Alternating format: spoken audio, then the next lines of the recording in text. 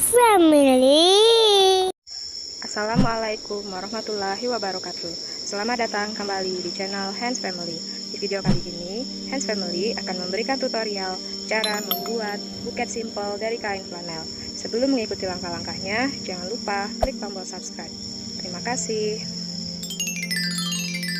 Yang kita butuhkan adalah kain spunbond ukuran 35 x 24 cm, ukuran 27 x 21 cm, ukuran 25 x 18 cm, gunting, pita, bunga rose lily, dan bunga chamomile. Bisa dilihat tutorialnya di video Hands Family sebelumnya, atau klik di layar akhir, atau cek di deskripsi. Nanti kami taruh link di sana.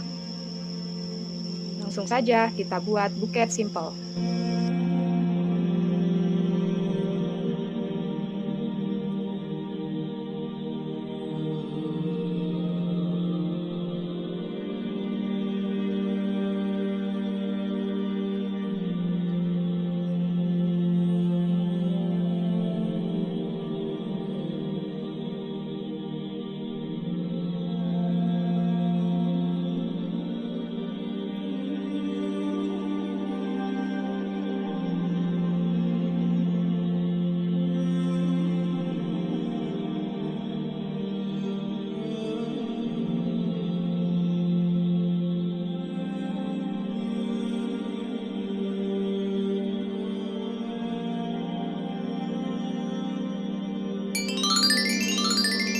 Demikianlah tutorial kita hari ini.